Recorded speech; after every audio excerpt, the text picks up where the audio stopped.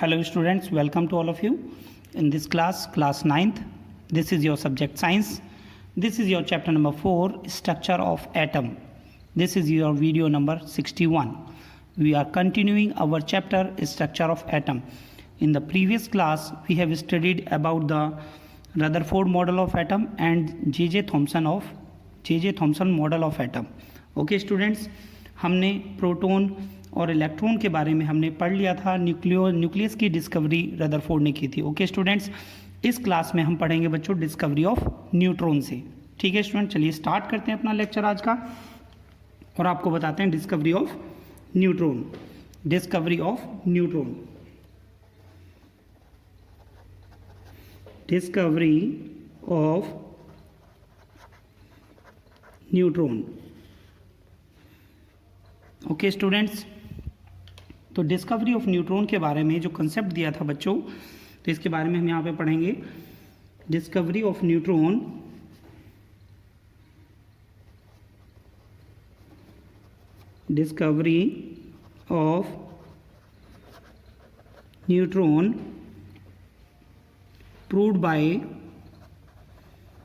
proved by James Chadwick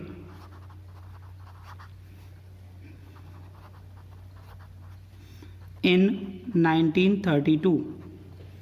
okay students, discovery of neutron जो किया था बच्चों, किसने किया था बच्चों? ये नाम याद रखेंगे आप, जेम्स चैडविक ने 1932 में किया था. इसको अब हम एक्सप्लेन करके बताएंगे बच्चों. एक्सप्लेनेशन इन्होंने इसमें किस तरीके से इन्होंने प्रूफ करके दिखाया था. ओके स्टूडेंट्स, तो सभी बच्चे ध्यान से देखें.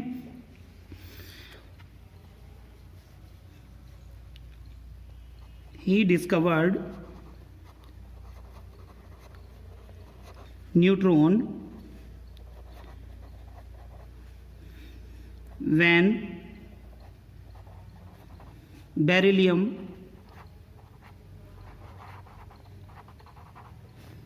or boron is bombarded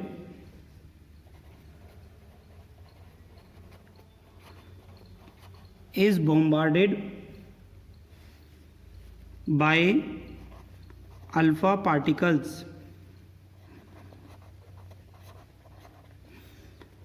A highly penetrating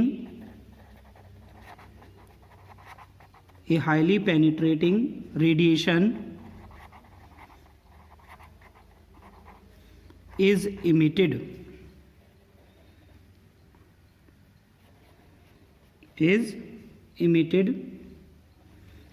It actually consists of new particles which carry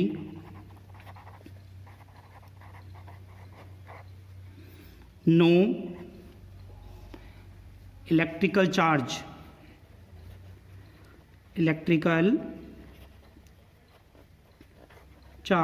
That is are neutral. कैसे थे बच्चों? ये न्यूट्रल थे. and have mass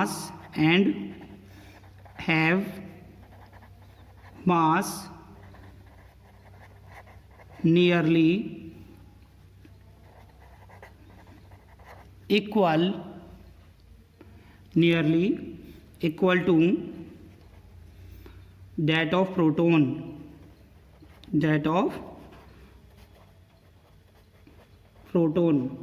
These particles were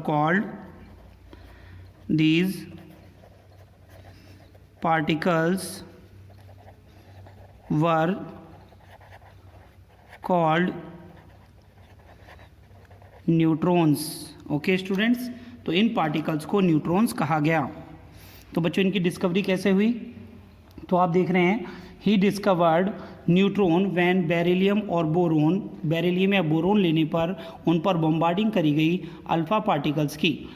ठीक है, अल्फा पार्टिकल्स की बॉम्बार्डिंग करने पर ए हाईली पेनिट्रेटिंग रेडिएशन निकला बच्चों, उसमें से इमिटेड हुआ, ठीक है, जिसमें न्यू पार्टिकल जनरेट हुए जिसमें नो इलेक्ट्रिकल चार्ज, जिसमें कोई भी इलेक्ट्रिकल चार्ज नहीं था, जिसको हमने बोला है that is they are neutral. वो कैसे थे बच्चों? न्यूट्रल थे। And have mass nearly equal to that of proton, और उनका मास किसके इक्वल था बच्चों? प्रोटोन के इक्वल था। ओके स्टूडेंट्स, ठीक है, और उन्हें कहा गया बच्चों, क्या कहा गया बच्चों? न्यूट्रॉन्स। क्या कहा गया बच्चों? न्यूट्रॉन्स।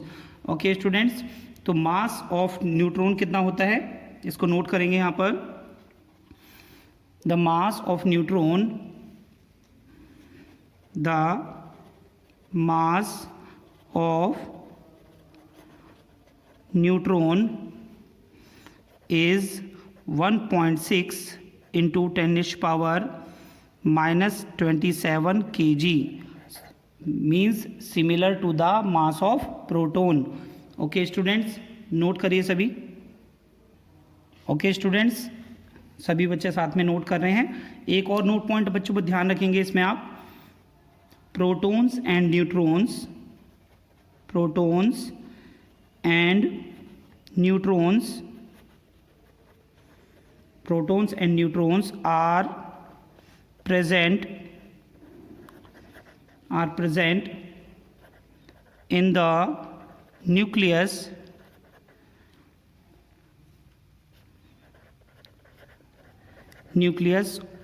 of the atom। यानी बच्चों जो आपके न्यूट्रॉन और प्रोटॉन्स होते हैं वो किस में प्रेजेंट होते हैं बच्चों? किस में प्रेजेंट होते हैं? न्यूक्लियस में प्रेजेंट होते हैं। इसीलिए इन दोनों को साथ में क्या बोला जाता है? न्यूक्लियॉन्स। क्या बोला जाता है बच्चों? So they are called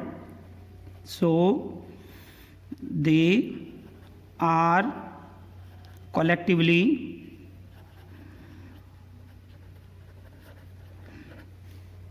called nucleons. Nucleons का क्या मतलब है बच्चों? वो पार्टिकल्स जो न्यूक्लियस में पाए जाते हैं उन्हें हम न्यूक्लियॉन्स कहते हैं। ठीक है स्टूडेंट्स, तो ये पॉइंट अब भी आपका यहाँ से क्लियर हो गया होगा बच्चों। अब हम यहाँ पर इन सब एटॉमिक पार्टिकल इलेक्ट्रॉन, प्रोटॉन और न्यूट्रॉन के जो है हमारे, इनको हम एलिमेंट्री पार्टिकल्स भी कहते हैं या फंडामेंटल पार्टिकल ऑफ एटम्स कहते हैं। ओके स्टूडेंट्स, तो सभी बच्चे ध्यान रखेंगे कि आपके यहाँ से जो है प्रोटॉन्स, ये पॉइंट भी हम आपको नोट करके यहाँ पर बता देते हैं बच्चों, ताकि आप सभी बच्चे ध्यान रखें। These subatomic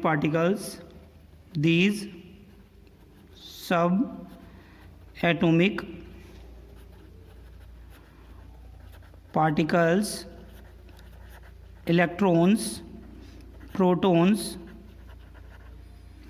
and neutrons are sometimes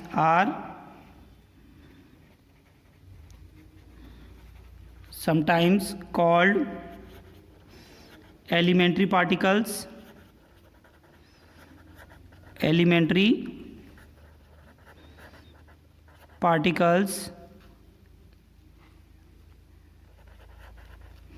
or fundamental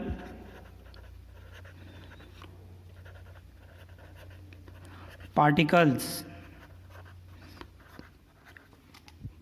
ठीक है, ऑफ एटम। ठीक है students, fundamental particles of atom. ठीक है बच्चों, तो ये बात आपको ध्यान रखनी है बच्चों, एलिमेंट्री पार्टिकल्स और फंडामेंटल पार्टिकल्स ऑफ एटम जो है इनको भी कहा जाता है। ठीक है, इनका नाम फंडामेंटल पार्टिकल या एलिमेंट्री पार्टिकल के नाम से भी कहा जाता है। ठीक है स्टूडेंट, तो बच्चों यहाँ से आपके 1 मार्क्स का जो क्वेश्चन बन सकता है, हु डिस्कवर्ड द न्यूट्रॉन, तो बच्चों आपको ध्यान रखना है, अभी मैंने आपको बताया जेम्स चैडविक। ठीक है students, and who discovered the क्या नाम है न्यूक्लियस, तो आपका आ जाएगा बच्चों रदरफोर्ड। ठीक है बच्चों, and who discovered the proton, E Goldstein. Who discovered the electrons, तो आप वहाँ पर जे थॉमसन का नाम लिख सकते हैं। ओके स्टूडेंट्स, तो यहाँ से आपके ये 1 मार्क्स के क्वेश्चन क्लियर हो जाते हैं। तो सभी बच्चे से नोट कर लीजिए बेटा। नेक्स्ट हम स्टडी करेंगे बच्चों बोर मॉडल ऑफ एटम। जैसे कि बच्चों मैंने आपको बताया कि काफ़ी सारे साइंटिस्टों ने एटम्स पर रिसर्च करी थी, जिनमें से हमने जे थॉमसन के बारे में हमने पढ़ा। जे थॉमसन और मॉडल ऑफ एटम क्या था, फिर हमने रदरफोर्ड मॉडल ऑफ एटम पढ़ा बच्चों। नेक्स्ट आता है बच्चों आपका बोर मॉडल ऑफ एटम। तो बोर मॉडल ऑफ एटम किस साइंटिस्ट ने दिया था, इन्होंने इसमें क्या बताया था, इसके बारे में हम यहाँ पर स्टडी करेंगे। ओके स्टूडेंट्स, चलिए देखते हैं बच्चों इसमें बोर मॉडल में आपको क्या बताया गया है। Bohr model of atom, Bohr model of atom और बोर थ्योरी, बोर थ्योरी, ठीक है स्टूडेंट्स। इसे बोर मॉडल ऑफ एटम भी कहते हैं और बोर थ्योरी भी कहते हैं। Bore theory of atom was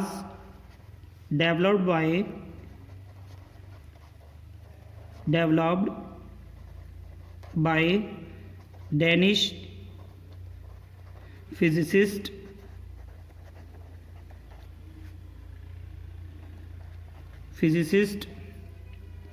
and Nobel lecturer and Nobel lecturate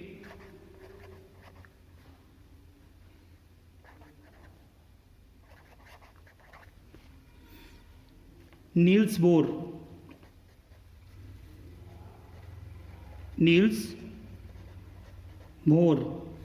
in 1913. Okay students, to overcome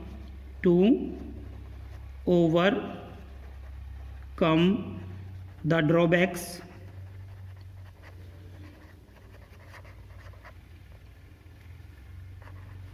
of Rutherford's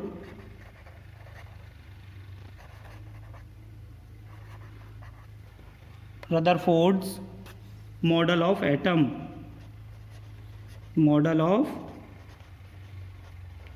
तो यानी बोर मॉडल ऑफ एटम बच्चों किसने दिया था, बोर मॉडल ऑफ एटम दिया था बच्चों नील्स बोर ने इन 1913। ओके स्टूडेंट, तो ये पॉइंट आपको यहाँ से याद रखने का है बच्चों, ठीक है। अब इनके पोस्टुलेट्स क्या थे, इन्होंने क्या लॉ दिया था, तो इसके बारे में बच्चों यहाँ पर हम स्टडी करेंगे।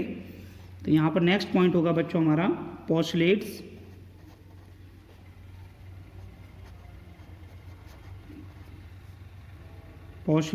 ऑफ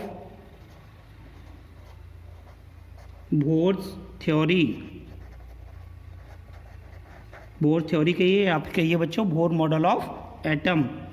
ओके स्टूडेंट्स, तो इन्होंने अपनी क्या नाम है मॉडल ऑफ एटम में इन्होंने एटम के बारे में क्या बताया, ठीक है स्टूडेंट्स। चलिए देखते हैं नंबर फर्स्ट पॉइंट देखेंगे बच्चों। मेन पोस्टुलेट्स में नंबर फर्स्ट पॉइंट था बच्चों इनका, इलेक्ट्रॉन्स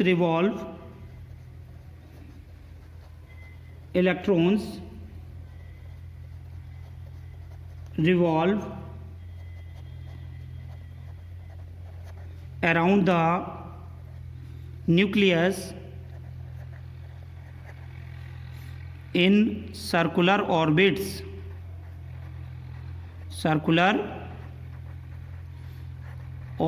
यानी जो न्यूक्लियस हैं वो किसी भी न्यूक्लियस में सर्कुलर ऑर्बिट्स में रिवॉल्व करते हैं। किस तरीके से करते हैं इसके बारे में भी हम आपको समझाएंगे। सबसे पहले आप इन पोस्टुलेट्स को याद करेंगे, इन पोस्टुलेट्स को देखेंगे इनमें क्या दिया है, ठीक है स्टूडेंट्स। नंबर सेकंड पॉइंट है out of the several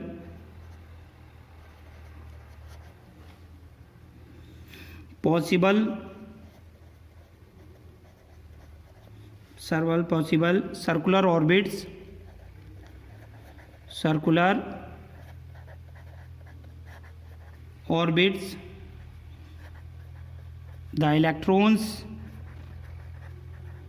the electrons is allowed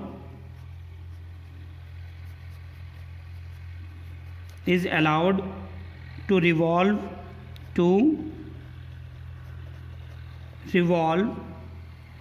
only in certain permissible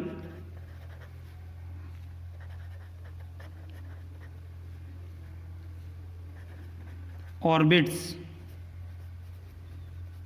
यानी इसमें क्या बताया है बच्चों कि आपके fix number of electron fix number of circular orbits में रिवॉल्व करेंगे। ठीक है स्टूडेंट, तो किस तरीके से करते हैं इसके बारे में भी अभी हम आपको समझाएंगे। ठीक है, नेक्स्ट पॉइंट आप देखेंगे बच्चों यहाँ पर, the allowed orbits, the allowed orbits are associated with a definite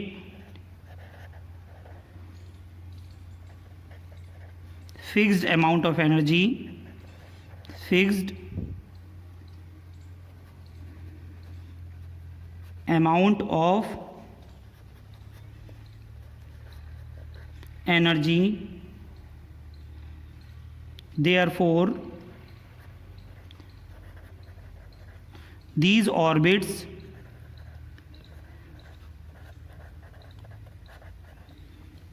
are called stationary states,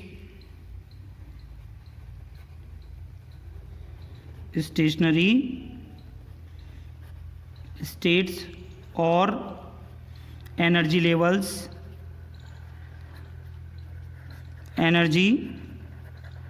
levels और shells। ओके स्टूडेंट, इसमें बताया गया बच्चों the orbits are allowed, orbits में जो एसोसिएट कर दिए जाते हैं fix number of amount of energy, यानी फिक्स अमाउंट ऑफ एनर्जी का क्या मतलब बच्चों, फिक्स अमाउंट ऑफ इलेक्ट्रॉन्स आपके इनमें होते हैं। ठीक है, जिन्हें हम बोलते हैं, इसीलिए इन ऑर्बिट्स को बोला जाता है स्टेशनरी स्टेट्स, यानी इनमें फिक्स हमारे नंबर ऑफ इलेक्ट्रॉन्स होते हैं। ठीक है, स्टेशनरी स्टेट्स के ये, या फिर हम इन्हें कहते हैं एनर्जी लेवल्स और शेल्स। ओके स्टूडेंट्स, ठीक है, तो इसमें आपको ये पॉइंट आपको ध्यान रखने हैं। और इसमें हम नेक्स्ट पॉइंट जो इन्होंने बताया था बच्चों, किस तरीके से इन्होंने कैलकुलेट करके बताया कि कौन से हमारे जो शेल्स वगैरह हम इसमें लेंगे, तो इसके बारे में हम यहाँ पर स्टडी करके बताएंगे। आप नेक्स्ट पॉइंट देखेंगे बच्चों, इसमें हम किस तरीके से ये शेल्स को इन्होंने डिस्क्राइब किया उसके बारे में हम आपको एक्सप्लेन करते हैं। ध्यान से देखें बेटा सभी। ठीक है, नील्स बोर ने जो आपने ये जो शेल्स बनाई थी, इन शेल्स के लिए जो फॉर्मूला लिया था बच्चों, ये लिया था इलेक्ट्रॉनिक कन्फिग्रेशन का। किसका? Electronic configuration. ये क्या होता है बच्चों? इलेक्ट्रॉनिक कॉन्फ़िगरेशन का क्या फॉर्मूला लिया था? इन्होंने लिया था बच्चों 2n²।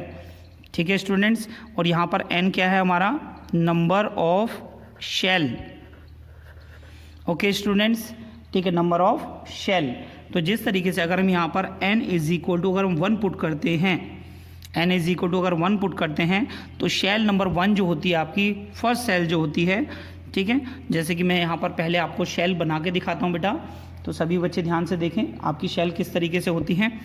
ठीक है, जैसे मैंने बच्चों एक शेल मैंने आपके सामने ये बनाई है, ठीक है, इसके ऊपर मैंने एक और सर्कल बना दिया मैंने बच्चों, आप देख सकते हैं।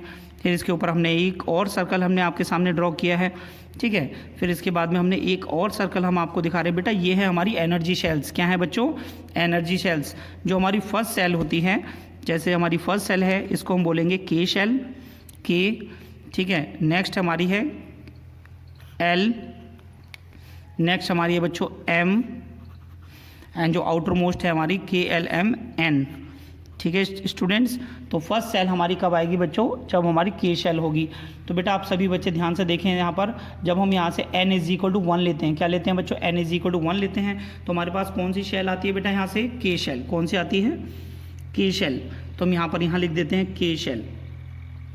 ठीक है स्टूडेंट, के शेल में n = 1 आता है, और n = 1 लेने पर आपके कितने इलेक्ट्रॉन्स हो जाएंगे इसमें हमारे जो है ये इलेक्ट्रॉनिक कन्फिगरेशन जो फॉर्मूला है, ये नंबर ऑफ इलेक्ट्रॉन्स बताता है कितने इलेक्ट्रॉन्स एग्जिस्ट करने चाहिए किसी भी शेल में। तो फर्स्ट सेल में आपके आएंगे, यहाँ से आप देख रहे हैं 2 × 1 का स्क्वायर, तो आप यहाँ से देखेंगे बच्चों 2 कितना आ रहा है बच्चों? 2 आएगा, सभी को समझ में आ रहा है के शेल में। ठीक है, के बाद में आपको कौन सी शेल दे रखी है बच्चों? L shell. कौन सी शेल दे रखी है बच्चों? L shell. एल शेल, तो बच्चों एल शेल में आपके कितने आएंगे यहाँ पर n is equal to 2, n is equal to 2। जब आप n is equal to 2 put करते हैं तो आप यहाँ से क्या देख रहे हैं बच्चों, 2 इंटू 2 का स्क्वायर, तो आपका ये कितना हो जाता है 2 2 जा 4 2 जा 8। तो यहाँ पर आप देख रहे हैं आपके 8 इलेक्ट्रॉन्स होने चाहिए एल शेल में। ओके स्टूडेंट्स, एल के बाद कौन सी शेल आएगी बच्चों, एम शेल। ठीक है, अब हम एम शेल में देखेंगे यहाँ से, तो एम शेल, एम शेल में कितने नंबर ऑफ इलेक्ट्रॉन होने चाहिए बच्चों, मैंने आपको बताया नंबर शेल नंबर 3 है आपकी, तो इसमें हम नंबर ऑफ इलेक्ट्रॉन्स निकालेंगे यहाँ से 2 इंटू 3 का स्क्वायर पुट करेंगे एन की जगह पे, तो आपका आ जाएगा 3 3 जा 9 2 जा 18, तो 18 इलेक्ट्रॉन आ जाएंगे।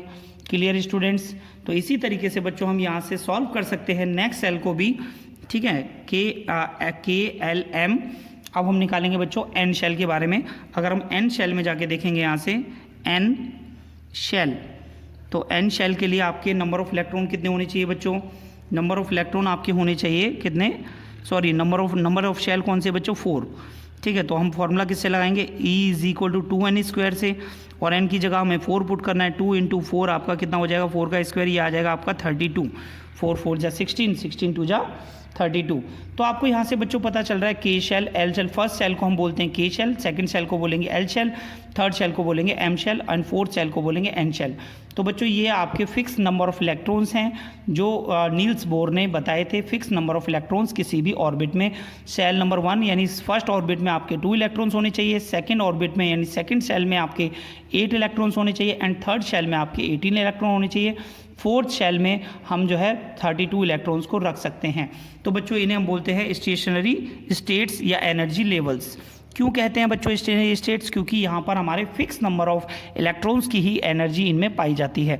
ओके स्टूडेंट्स, ठीक है, इन्हें हम जो है ये आपकी जो है इनर्ट गैस, इनर्ट शेल भी कहते हैं इन्हें हम। क्यों, क्योंकि इनकी इनर्ट गैस कन्फिगरेशन होती है।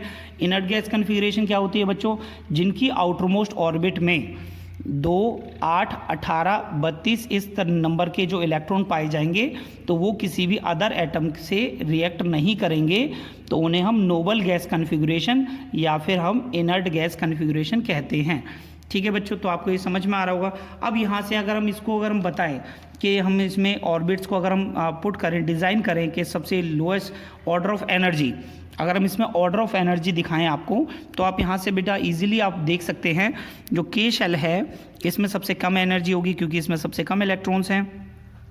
इससे ज़्यादा किस में होगी, K L M N dot dot dot dot on the basis of number of electrons पर हमने ये ऑर्डर ऑफ एनर्जी हमने दिखाया है आपको। क्लियर है स्टूडेंट्स, तो आप इसे नोट कर लेंगे बेटा। ये मैं आपको हम पढ़ा रहे हैं इसमें हम बोर थ्योरी में सबसे पहले जो पॉइंट आपको बताया नील्स बोर ने बच्चों, क्या बताया हमें, इलेक्ट्रॉन्स रिवॉल्व करेंगे आउटरमोस्ट ऑर्बिट में। ठीक है, electrons revolve around the nucleus, nucleus के चारों तरफ हमारे इलेक्ट्रॉन्स रिवॉल्व करेंगे। Number second, out of the several circular orbits electrons are allowed to revolve only, यानी केवल आपके इलेक्ट्रॉन्स ही होते हैं जो ऑर्बिट्स में रिवॉल्व करते हैं। और सेंटर में क्या पाया जाता है बच्चों, जो न्यूक्लियस में जो सेंटर होता है, ठीक है, सॉरी, जो सेंटर में जो न्यूक्लियस होता है, न्यूक्लियस के अंदर रदरफोर्ड ने एक्सप्लेन कर दिया था बच्चों कि वहाँ पर आपका क्या पाया जाता है, मास ऑफ द एटम। तो उसमें मास ऑफ द एटम किससे आता है बच्चों, प्रोटॉन और न्यूट्रॉन से। किससे आता है, प्रोटॉन्स और न्यूट्रॉन से। नंबर थर्ड पॉइंट में नील्स बोर ने बताया बच्चों कि यहाँ पर आपके definite fixed amount of energy in orbits में पाई जाती है। अगर आपका फर्स्ट ऑर्बिट है तो उसमें फिक्स अमाउंट ऑफ एनर्जी होगी, सेकंड ऑर्बिट है उसमें फिक्स अमाउंट ऑफ एनर्जी होगी, थर्ड ऑर्बिट है तो थर्ड में फिक्स अमाउंट ऑफ एनर्जी होगी, फोर्थ में फिक्स अमाउंट ऑफ एनर्जी होगी on the basis of electronic configuration. Electronic configuration से आपने देखा बच्चों, हमने आपको यहाँ पर बताया 2n² आपको फॉर्मूला बताया। के शेल में आपके जो फर्स्ट सेल है इसमें आपके 2 इलेक्ट्रॉन होने चाहिए, एल शेल में आपके 8 इलेक्ट्रॉन होने चाहिए, एम शेल में आपके 18 और एन शेल में आपके जो है 32 इलेक्ट्रॉन्स होने चाहिए according to the Bohr theory. Okay students, this is the order of energy. ठीक है स्टूडेंट्स, तो ऑर्डर ऑफ एनर्जी, तो आप यहाँ से देख रहे हैं के शेल में सबसे कम है, एल में एम में से ज़्यादा है और एन में सबसे ज़्यादा है। तो इस तरीके से बच्चों हम बताते हैं। कैसे बताएंगे बच्चों, ये सारी चीज़ें हम कैसे बताते हैं, इसमें हम बताते हैं नंबर ऑफ इलेक्ट्रॉन्स की वजह से। ठीक है स्टूडेंट्स, तो यहाँ पर हमने अभी जो है 3 पॉइंट्स हमने सीखे हैं। 4th पॉइंट में 3rd पॉइंट को ही एक्सप्लेन किया गया है। ठीक है स्टूडेंट, तो इसका 4th पॉइंट देखते हैं। सबसे पहले बच्चों आप इसे नोट करिए। नंबर 4th पॉइंट में नील्स बोर ने क्या बताया बच्चों, सभी बच्चे देखें। As long as electrons revolves in the allowed energy level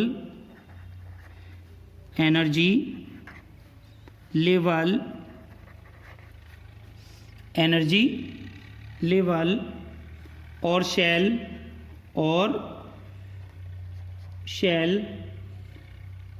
it does not radiate energy, that is the energy of an electron, the energy of an electron remains constant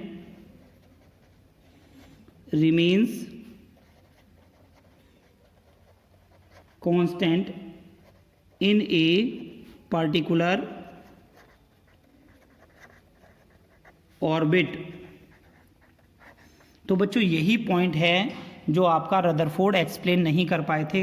Rutherford जी ने कहा था कि जब इलेक्ट्रॉन्स रिवॉल्व करेंगे तो वो अपने amount of energy को रेडिएट करेंगे, लूज करेंगे और वो फॉल कर जाएंगे न्यूक्लियस में। बट इन्होंने बताया there are the fix number of electrons, ठीक है, they do not radiate energy, so they remains constant in a particular orbit. Okay students, number 5th point देखेंगे बच्चों यहाँ पर। When electrons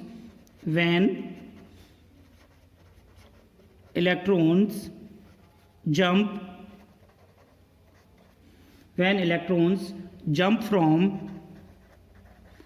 higher energy level, jump from lower energy, पहले lower से कर लेते हैं बेटा, लोअर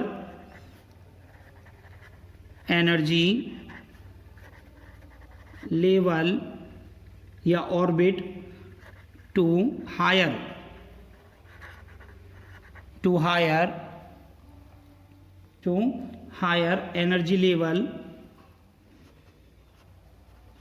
एनर्जी लेवल या ऑर्बिट कहिए बच्चों। It absorb energy, but when it jump from higher energy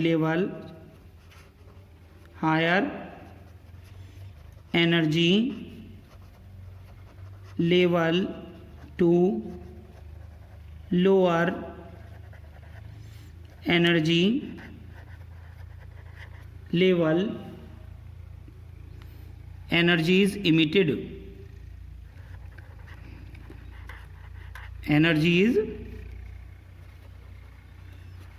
emitted means बच्चों रेडिएट होती है energy.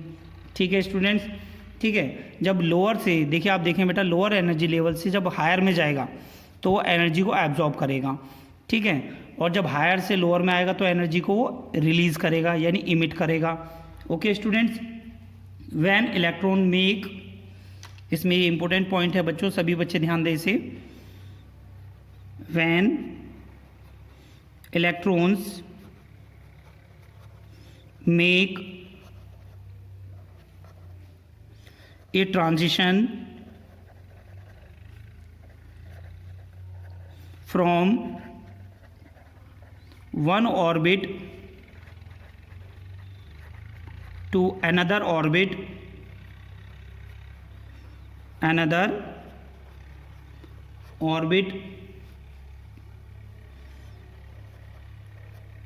energy is lost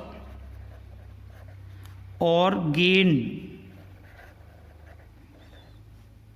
in definite packets, indefinite packets that are called quantum और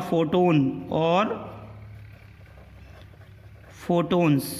ठीक है स्टूडेंट्स, चलिए मैं इसमें आपको डायग्राम बना के हम आपको समझाते हैं किस तरीके से ये एनर्जी को एब्जॉर्ब करता है और एनर्जी को लूज करता है। ओके स्टूडेंट्स, देख सकते हैं बेटा यहाँ पर मैं आपको सबसे पहले ये मैंने आपको दिखाया बच्चों, फर्स्ट सेल है और बीच में आपके पास में न्यूक्लियस है जिसमें आपका दो पार्टिकल होते हैं, प्रोटॉन और न्यूट्रॉन। प्रोटॉन पर पॉजिटिव चार्ज होता है, न्यूट्रॉन पर न्यूट्रल चार्ज होता है। ठीक है बच्चों, और ये इसके चारों तरफ हम बना रहे हैं बच्चों शेल्स। क्या बना रहे हैं बच्चों? शेल्स। क्लियर है बच्चों? ये आपकी हैं शेल्स। क्लियर है बच्चों? जैसे कि देखिए मैंने एक बड़ी शेल भी आपके सामने बना के दिखाई है। ठीक है, तो ये आपकी शेल्स हैं। अगर आपकी जो कर कोई भी एक आपका जो इन शेल्स में कौन रिवॉल्व करता है बच्चों? इलेक्ट्रॉन्स। कौन रिवॉल्व करता है? इलेक्ट्रॉन्स। अगर आपका कोई भी इलेक्ट्रॉन अगर हायर एनर्जी लेवल से अगर वो लोअर एनर्जी लेवल में आता है तो इस केस में क्या होता है बच्चों? इस केस में आपको देखने को मिलता है यहाँ पर देखिए हायर से नीचे वाले इसमें लेवल में आ रहा है, तो इस केस में होता है एनर्जी आपकी एनर्जी रिलीज्ड होती है। ठीक है स्टूडेंट्स, इस केस को आपको अच्छे से समझ में भी आ रहा होगा, यहाँ से आप देख सकते हैं। ठीक है, अगर किसी लोअर शेल से अगर इलेक्ट्रॉन ऊपर वाली शेल में जंप करता है, हायर वाली शेल में अगर जंप करता है तो उस टाइम पर आपको क्या देखने को मिलता है बच्चों? यहाँ पर जो है आपकी एनर्जी एब्जॉर्ब की जाती है। समझ में आ रहा है बच्चों ये? ठीक है, तो ये आपका कंसेप्ट था, ये नील्स बोर ने बताया। अगर लोअर सेल से अगर अपर सेल में जाएंगे तो एनर्जी एब्जॉर्ब की जाएगी और अपर सेल से लोअर सेल में आएंगे तो एनर्जी रिलीज होगी। ओके स्टूडेंट्स, तो आज की क्लास में इतना ही बच्चों। नेक्स्ट क्लास में मैं आपको एटॉमिक नंबर, मास नंबर के बारे में हम बताएंगे, एटॉमिक नंबर के बारे में बताएंगे एंड फिर हम पढ़ेंगे किस तरीके से डिस्ट्रीब्यूशन ऑफ सेल किया था, जो हमने आपको पढ़ाया था KLMN। ठीक है, जो शेल आपको बताई थी उसके बारे में डिटेल में आपको हम समझाएंगे। ठीक है बच्चों, सभी बच्चे NCERT की बुक से चैप्टर को पढ़ते रहिए, क्योंकि NCERT से जब आप चैप्टर को पढ़ते हैं और ये सारे नोट्स अपनी कॉपी में नोट डाउन करके रखते हैं तो आपको क्लियरली पूरे सारे कंसेप्ट आपको अच्छे से आ जाते हैं। ओके स्टूडेंट्स, 1 मार्क्स से क्वेश्चन के लिए या 2 मार्क्स से क्वेश्चन के लिए या NCERT की एक्सरसाइज को सॉल्व करने के लिए सिंपली आपको कुछ नहीं करना है बच्चों, ज़्यादा नहीं करना है। NCERT की बुक को आप पढ़िए, ये सारे नोट्स अपनी कॉपी में नोट करके रखिए, ईजिली आपके सारे क्वेश्चन सॉल्व हो जाएंगे। ओके स्टूडेंट, चलिए चलते हैं अब नेक्स्ट वीडियो में हम लेकर आएंगे आपके लिए एटॉमिक नंबर और मास नंबर के बारे में हम आपको समझाएंगे। Okay students, thank you.